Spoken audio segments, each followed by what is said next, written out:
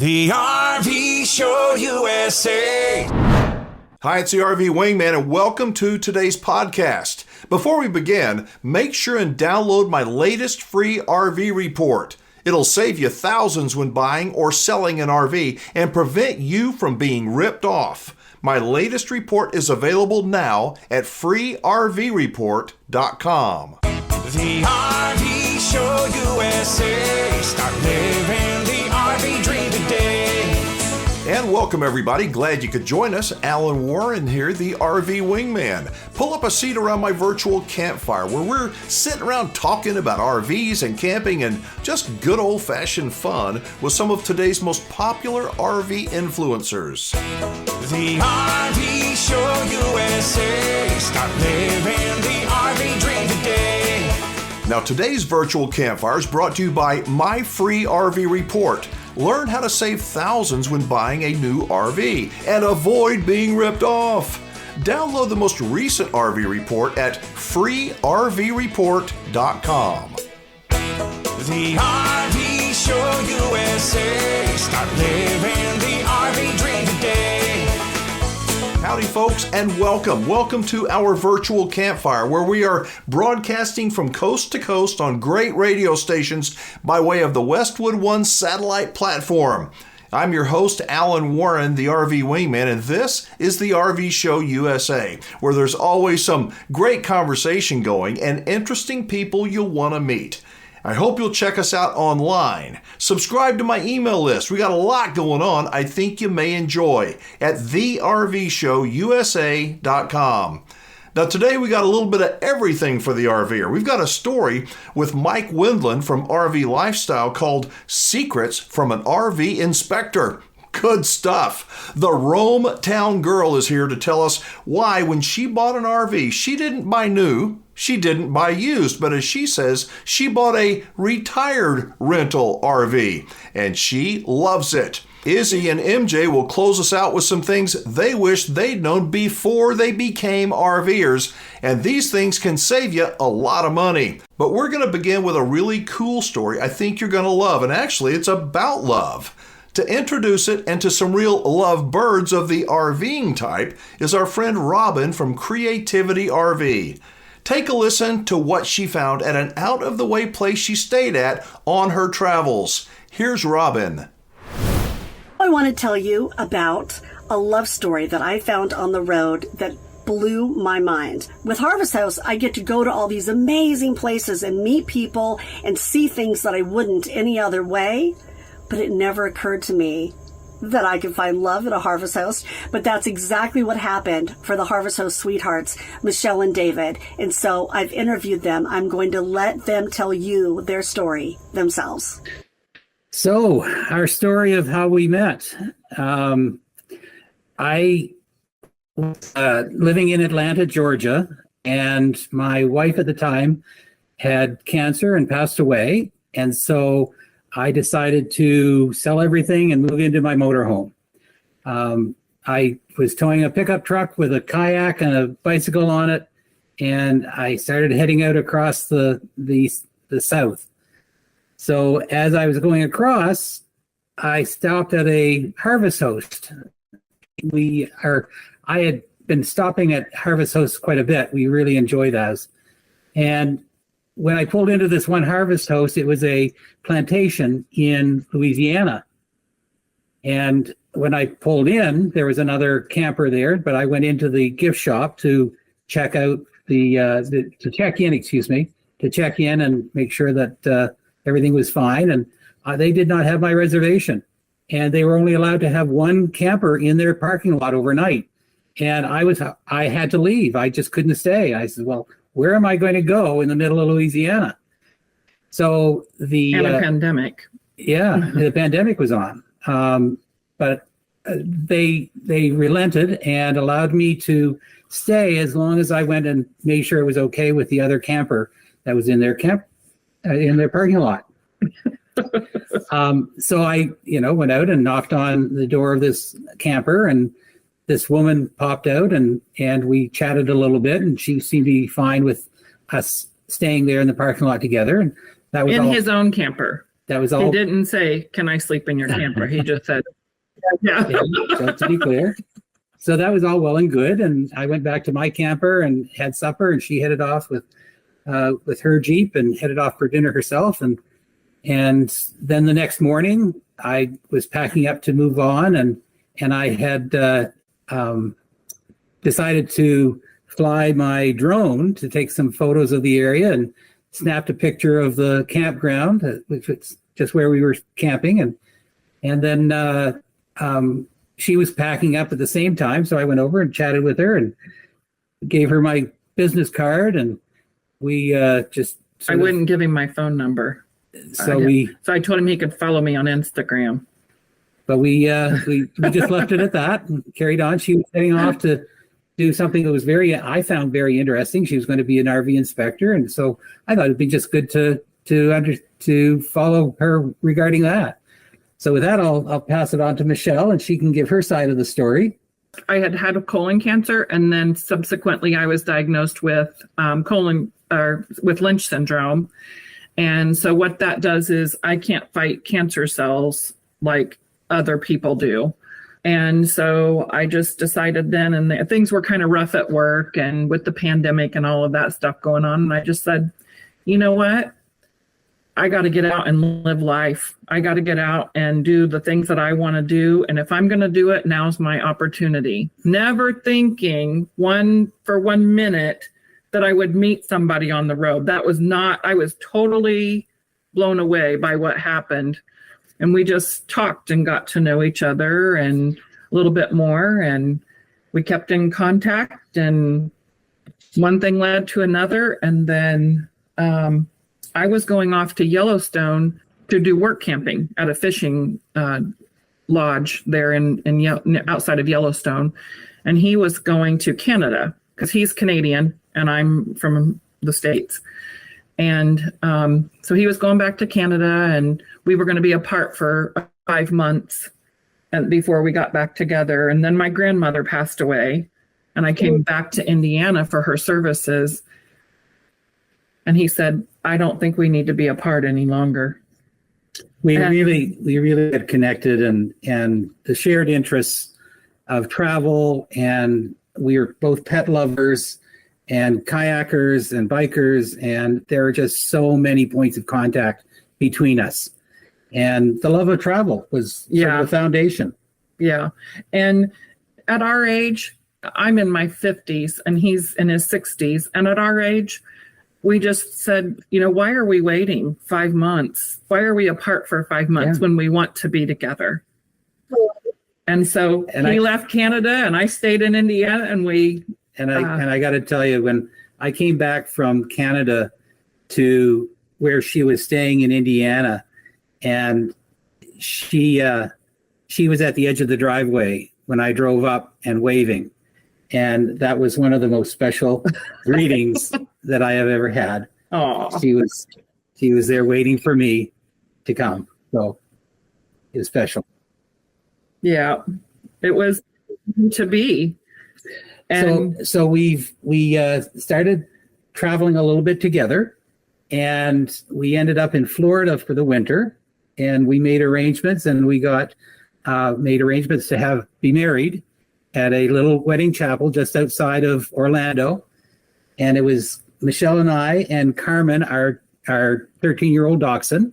She was our flower girl. She was our flower girl, our best man, and our maid of honor. We shared our vows on February 2nd of 2022. So our wedding date is 2/2/22, and it was at 2:22 in the afternoon. And so we will always remember that. Mm-hmm. So, and when we were sharing our vows, the minister who was there officiating started to cry. We were so honest with each other, and he was really touched by what we were sharing with each other. He told the wedding planner, he said, I don't think I've ever heard such sweet and loving vows. So since then, we've been traveling. In last winter, we wintered in Arizona and Southern California and New Mexico, and And now we're in Indianapolis area. We're camping together, and we're looking forward to going back to Florida for the winter. I tell you, love is in the air out there on the road, and I'm there for it. I love that story. You know, sometimes Cupid's arrow shows up in the most unusual places. Seriously, in a time when there's so much negativity around us, isn't it nice to hear from happy people? People who connected and found each other and found happiness? It makes me wonder how many other love stories are out there similar to Michelle and David's. For you folks who are catching the show and are not yet RVers, I can't promise you'll find love on the road, but I can promise you'll find plenty of adventure. A special thanks to Robin, our friend from Creativity RV, for bringing us this love story. Robin is a solo female full-time RVing nomad who documents her travels and adventures wherever she goes. In addition to her excellent YouTube channel, she's an author and a very active online blogger. She can be found at Creativity RV, and yes, we have a link to Robin from thervshowusa.com. Helping you to learn so you won't get burned. He's back on the radio again.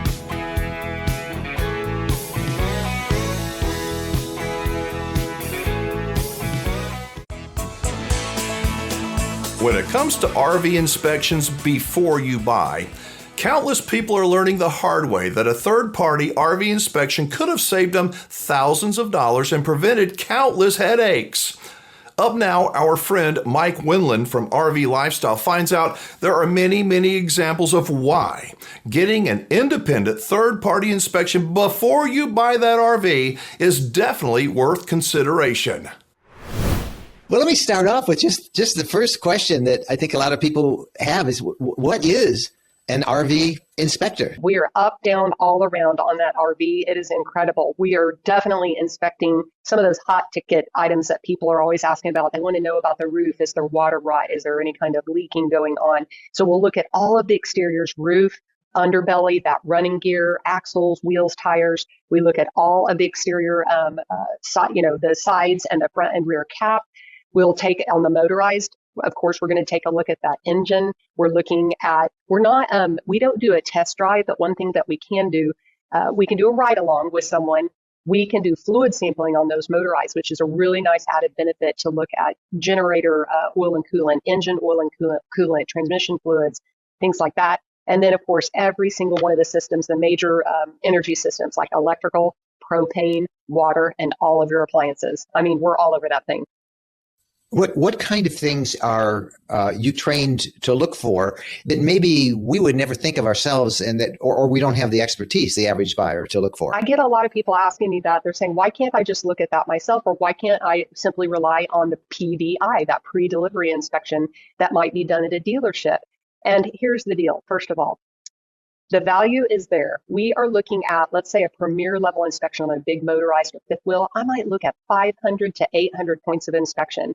I am trained to go dig deep on the electrical systems, both 120 volt and then the battery system, the 12 volt.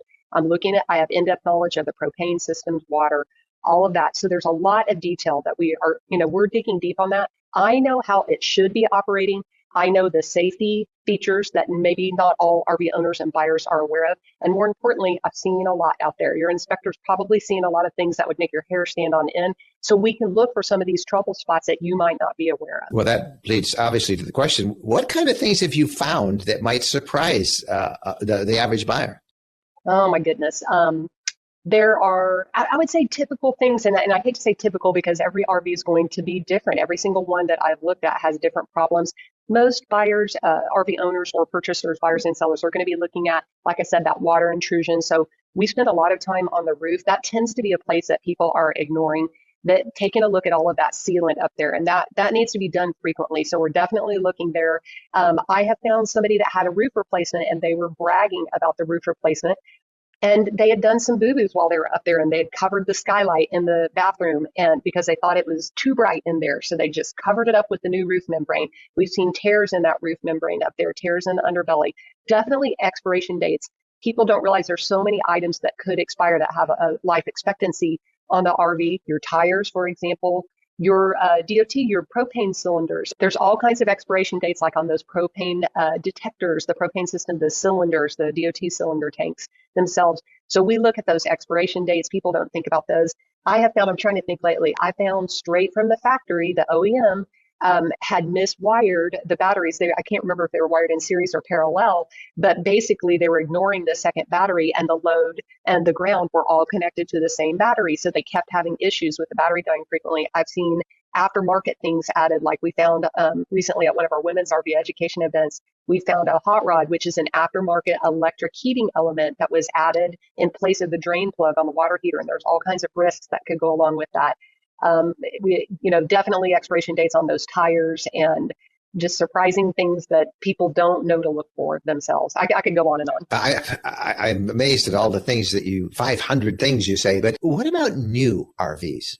We hear mixed things. When you're buying a brand new RV and they give you this walkthrough, should a customer have and invest in an independent RV inspection? We've been recommending it. Absolutely. And I was surprised. I was the same way. I thought the majority of my inspections, once I got certified, would be with individual sellers and pre-owned, and that I wouldn't be at a dealership very much. And it's not true. It's about 50-50. And I'm looking at pre-owned plus new. I would say a huge majority of them are new. And it's because the public is becoming more savvy about the RV inspection process itself. They get on the forums, they get on your pages and social media and whatnot, and they understand that this is an option to have a third party look at that. Even though the dealership will say that they're doing a pre-delivery inspection, some dealerships might be looking at 10 items, others might be looking at 100. If you are not familiar with that dealership, it's a great idea to go ahead and get that inspection. And to be honest with you, Mike, there's so many issues that just cannot be predicted. It could have been a mistake that happened at the manufacturer level. It could have happened in transport. It could have happened at the dealership itself. There are during a pandemic, there were, supplies. It was really hard to get all sorts of components and appliances and whatnot. So they were kind of borrowing and shuffling components and appliances around. You want to make sure that everything that they're advertising is what is on that new rig. So I think it's very important. How do dealerships react when a customer says, "Hey, I'm bringing in my own inspector"? Are they generally receptive to this now? I know early on, when this was fairly new to the industry, there was a lot of pushback. Customers would tell us. Right. But how about now when you show up, they go, "Oh boy," is it causing them to maybe do a better job on their PDIs, their delivery inspections? I think you're right. In fact, I'm here at the National RV Training Academy. This is where I got certified, and we talk a lot about that. The new inspectors ask me, "Am I going to get pushback at the dealership?" More and more, those dealerships are familiar with the process, and I tell them, I think they're giving you a clue. If they are open to the process, then that lets you know we're all on the same team. We want to help that customer make an informed, educated decision. So usually they're great and we have good relationships with them. They know that we're coming in. We're not there to squash the deal and cause them heartache and headache. It's definitely there to give their buyer a good experience. And if they're accommodating, then that buyer wants to refer business back to that dealership and, refer other people there. So I do think that more and more that they are welcoming us and they're getting familiar with it. When I first started, I was the first inspector that showed up on site at many dealerships. They had never dealt with a third party inspector. And every once in a while I get that pushback, and I'm not allowed to tell my client, this is a red flag. I will just tell them, you get to decide if you want to insist on it and dig your heels in. I'm your girl. And if not, may the force be with you. How much does an inspection cost, and how long does it usually take? So all of the inspectors are independent business owners, and we don't tell them how much they should charge. And you get what you pay for. I'm just going to throw that out there. I saw a food truck on our campus last night that says, "Good barbecue ain't cheap, and cheap barbecue ain't good." And I thought that is exactly what I think about my services. It could run the gamut from maybe a simple life safety kind of check, low end. I won't say low end, but just small, not very many points of inspection could start at $395. All the way up to $2,000 for a premier level diesel pusher with all the bells and whistles. So everything in between there, all the inspectors will have different package pricing, and then they will tell you, and this is something I'm going to give a tip to your viewers and listeners, they will tell you what value they're bringing for that, whatever they are charging. So ask the inspector if they will send you their points of inspection, if they will talk about, like, for example, our association, we have a code of ethics. We have standards of practice. We'll send you all of our goods so that you know where we're coming from and the professionalism, what level you're getting. the time that it takes. This is the part that's so surprising for both buyers and sellers. I'm a one-woman team, so a little teardrop or a bumper pull, I'm still going to be there possibly 6 or 7 hours. For a big diesel pusher, it could be 8 to 10 hours. Sometimes it might roll over into the next day. If it is a team of inspectors, like I'll buddy up with another inspector in my area in Oklahoma, we can knock out one of those big diesel pushers or fifth wheels in the same day. So it is super duper detailed and intricate. And then you get a fabulous report, an interactive digital report with photos and videos to cruise through at your leisure. And you'll get that usually within 24 or 48 hours after. Peace of mind is, I think, what that invests in. Wow, there's a lot there, right? A lot more than most people realize. That is until they buy their RV and later on they find out, oh my God, this is a nightmare. I like what Brenda Puckett said, that we are all on the same team, and we are. In other words, the entire RV industry should want happy campers, not angry ones. Now, not everybody, in my opinion, needs to get a third-party independent inspection prior to buying. They don't. But everyone does need to at least consider it. Thanks to our friends at RV Lifestyle, Mike and Jennifer Winland. They always do such a great job, as many of you already know. Check out their YouTube channel. Just search for RV Lifestyle.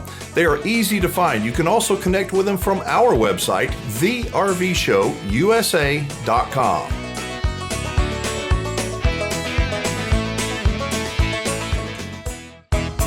So if you're a subscriber to our YouTube channel and you followed me for any time at all, you know that I try and help guide people in making the right decisions, the responsible decisions when it comes to RV ownership. Because every person has their own unique perspective and we come at life from where we are. One challenge is to try and stay open-minded, because at one time when we were young, most of us acted like we knew everything, right? Well, that being said, when it comes to buying RVs, I've talked about being in the camp of buying new and also be in the camp of buying used. But you know what? There is another option that may be worth considering. And I'm not sure why I haven't talked much about it before. And that's the option of buying an RV that is retired. What? Yeah, retired. Up now is Kim. She's known on YouTube as the Rome Town Girl. Rome Town Girl. Great name for a channel, right? So the Rome Town Girl is a full-time RVer who loves the decision she made when it came to buying her RV that she affectionately refers to as Romeo. Rome-E-O. Get it? Romeo. What I have been wanting to share with you is I think I have found the best way to buy a used RV. It truly was a fantabulous experience. And for those of you shopping, I wanted to throw this in the mix because you might want to consider purchasing your next RV the same way I did. And I know when I'm ready to get another RV, I'm probably going to buy it the exact same way. So the way that I bought this RV, I did not have to deal with private parties, dealerships, and certainly not the prices that come with a new RV. So first, let's do a little backstory. When I bought my first RV, I did buy it private party. Now, I love Scout to death, but I certainly got taken. The guy that sold it to me, I don't know, maybe he saw my blonde hair and my gender and knew that there's a sucker born every minute. And Scout wasn't even my first RV purchase. I had actually bought an RV prior to that, only I never even took possession of that one. It had a few problems. One was the generator, and the guy promised me he could fix it, and after a few weeks, nothing was happening. He was getting irritated with me, I was getting aggravated with him, and in the end, we just decided that it would be best if I returned the title to him and he refunded me my money. So I do admit, I have been burned buying RVs secondhand private party, which is why I am just not a fan of doing it that way, and if I can at all avoid that, I will. So what is this fabulous way of buying a used RV that I want to share with you? Why, it's buying a retired rental. Now wait, from a specific rental company, and I'll tell you why. So I bought Romeo Fancy Pants from El Monte RV, and I'll admit I have a very warm and fuzzy spot in my heart for El Monte RV. Because when I started this whole RV adventure, I had never even driven an RV or camped in an RV. And so I rented one. And there was an El Monte RV in Las Vegas. And that's where I rented my first RV. And so it just tickled me to be able to buy a future RV from them. I think their company's great, both as a rental company, and now I'm going to tell you how I also think that they're fabulous as a sales company. Now, El Monte RV has rental offices all across the United States. So if you ever want to rent from them, you've got a ton of locations to choose from. Their sales locations are not as many, but I think they are located in sort of the prime RV areas. So let's go into my 8 reasons why I think buying a used RV from El Monte RV is the way to go. Okay, so here they come in no particular order. Number 1, the age. I can't speak for other RV rental companies because I don't really know a lot about them. But what I do know about El Monte RV is that they retire their RVs after 2 years. So when you buy a used RV from them, you're going to get one that is a couple years old. So not only is it wonderful to have a newer RV, but that rolls into number 2, the mileage. So when I bought Romeo here, he had 31,000 miles on him. Number 3, no haggling. They have a no haggle price. They just charge what they charge. No negotiation necessary. And I love that concept. I call it the grocery store concept. You walk in, it is what it is. You either pay that price or you don't pay that price. End of story. Love it. Number 4, price. That no haggle price is substantially lower than what you would pay for that same RV if you were buying it from a dealership or specifically private party. So I have no problem being fully transparent with you. When I bought Romeo, he's a 2019 Thor 4 Winds 30D bunkhouse model.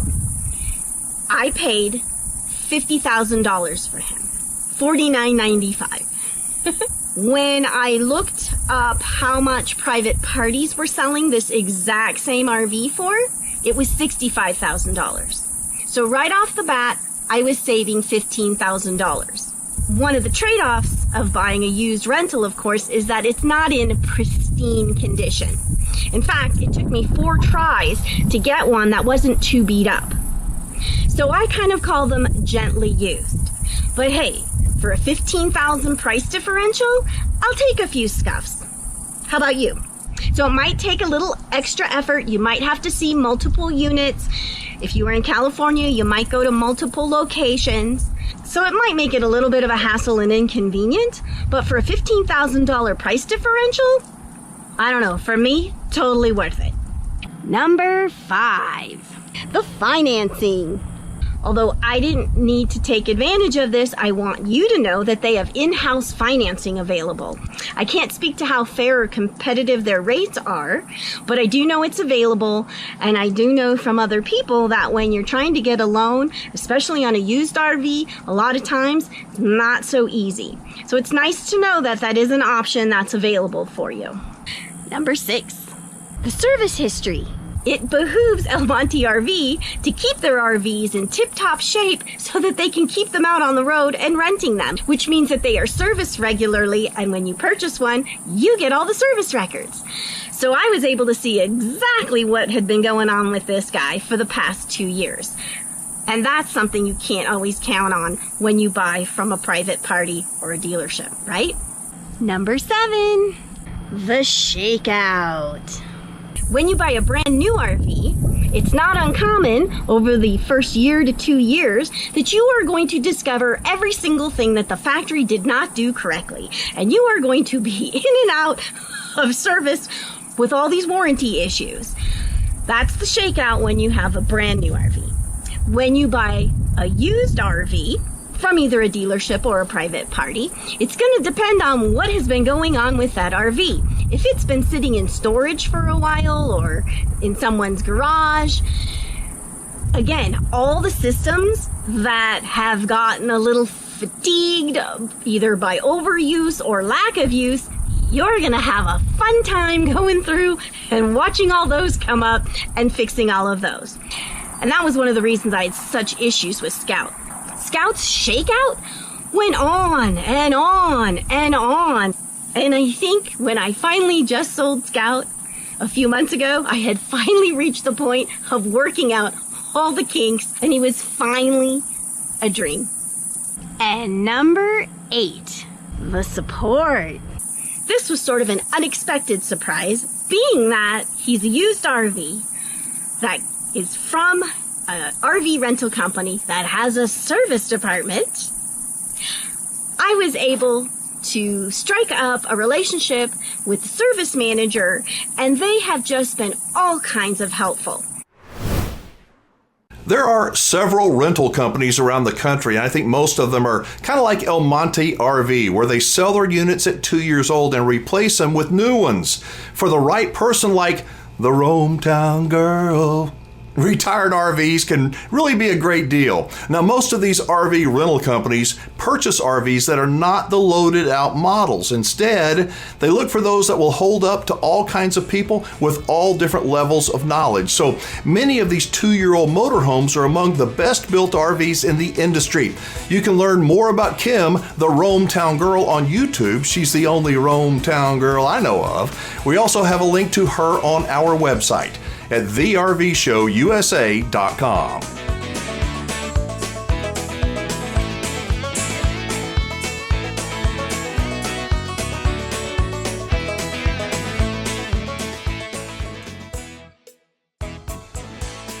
Hey, it's the RV Wingman, and before we roll into our next segment, I want to invite you to join me around my virtual campfire on YouTube. That's right. The RV Show USA has a YouTube channel where you'll find the video version of today's radio show. Hey, welcome back to the RV Show USA. It is me, Alan Warren, the RV Wingman, and if you like to do some surfing on YouTube and you check out channels about RVing, it won't take you long until you discover Endless RVing. Now, Endless RVing is hosted by Izzy and MJ. They are not full-time RVers, but they have been bitten by the RV bug in a bad way, and their videos are excellent.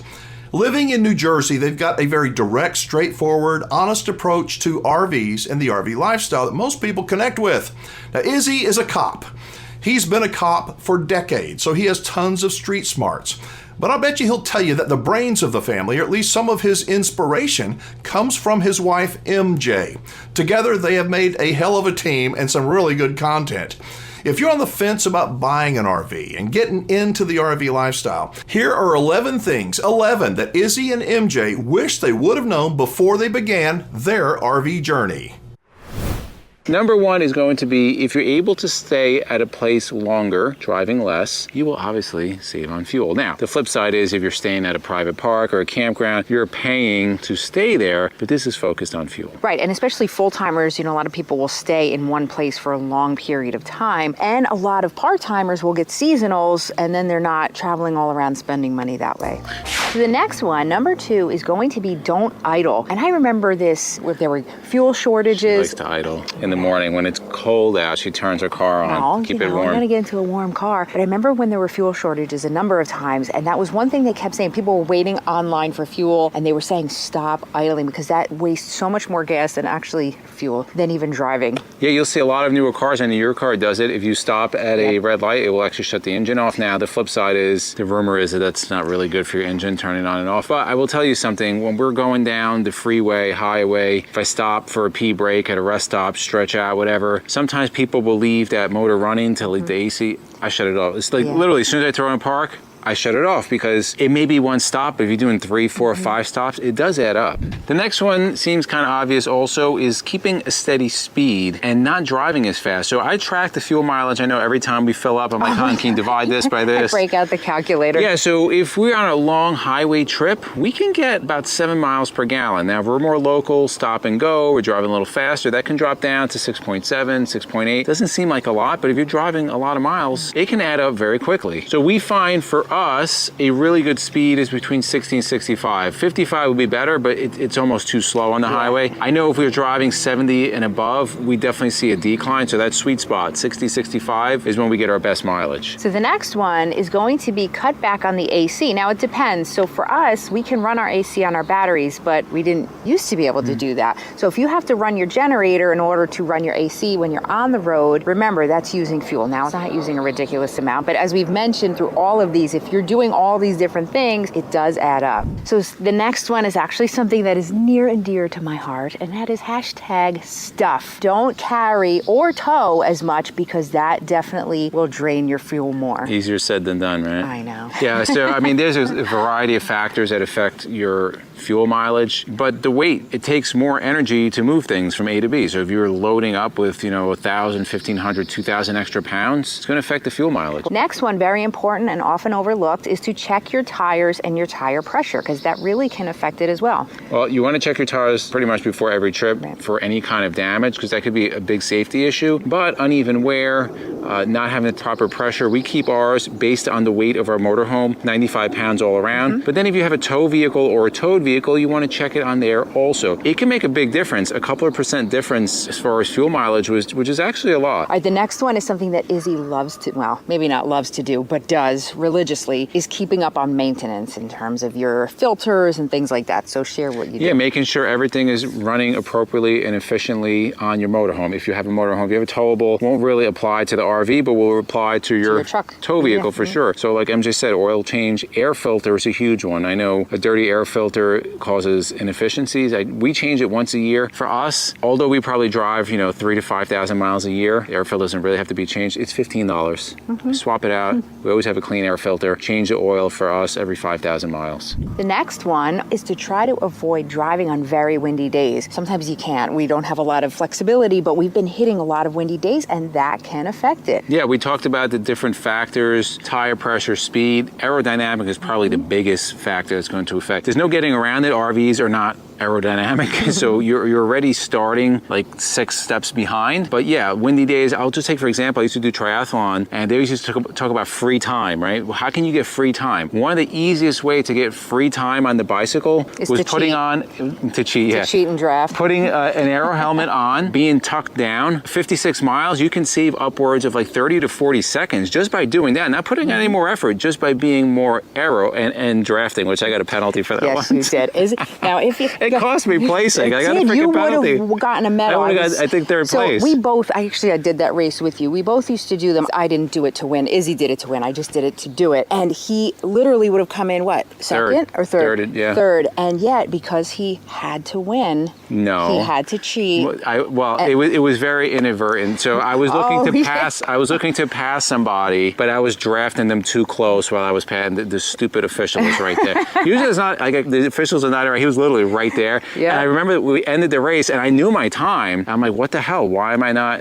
And it was a penalty. Drafting. But it shows you it actually works. That's why it is you can't do it. If you sit behind somebody, you let them do the work, and you draft off of them. So I'm going to be Captain Obvious here, and this seems like something that people would think of, but a lot of people don't. Now, when we plan our route, we have an RV-specific GPS. What I'm going to talk about here is make sure you plan your route so you don't get lost, in turn then making you drive extra. And a lot of people, I think, don't plan as well as others, not saying that we do, but we have our RV GPS, we know exactly where we're going. Sometimes things can happen, but just think about that. If you're taking a long trip, make sure you know exactly where you're going so you don't have to go driving around East Bumble, whatever, to get to your destination. Not only when you're traveling, I know when we take our RV in for repairs, I try to group repair, like try to get a bunch of things at one time, because every time I take the motorhome to a repair center, the two that are biased, $50 to $60 just in fuel, back and forth. So I don't want to be going there every week. I'm like, all right, let's let things build up, and then we'll just go one time and let it sit there and make sure everything gets done. This one is really important and can really help. Unfortunately, we are not really able to do this in most cases, especially when we're headed out on the road. So avoid leaving or traveling when there are going to be high traffic time. So during rush hour and things like that, you're going to be sitting there idling, not moving. Stop and go.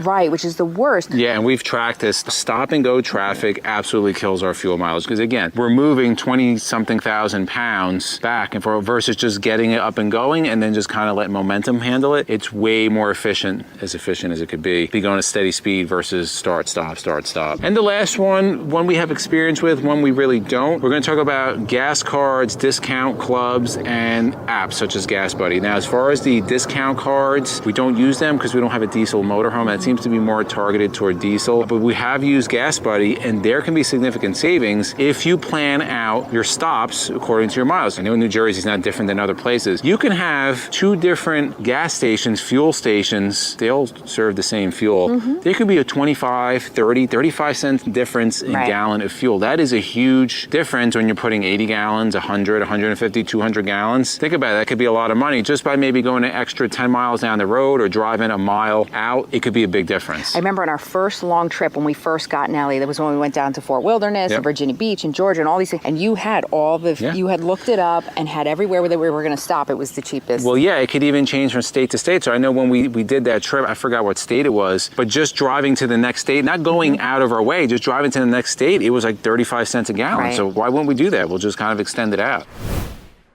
You know, there's so many little things that you will learn when you actually start RVing. So many shortcuts, so many different hacks that can save you time and a lot of money and help prevent a bunch of headaches.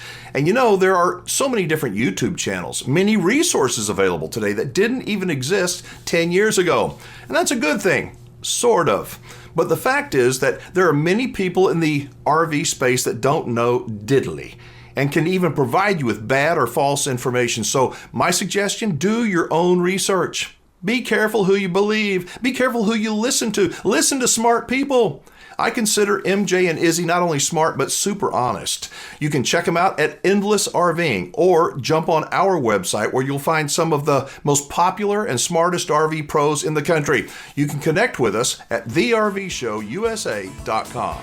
All right, they're giving me the signal to wrap it up, but before we do, to get the latest version of my free RV report showing you how to save thousands of dollars when buying a new RV and learn how to not get ripped off, you can download it right now on our website. Yes, you can at thervshowusa.com. And remember, if you're looking for a great RV dealer to do business with, I hope you'll check out those of the RV Dealers I Trust network, providing the absolute best buying and ownership experience ever.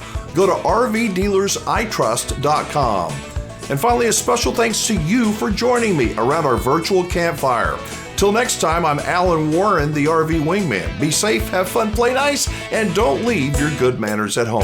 The RV Show USA. Start living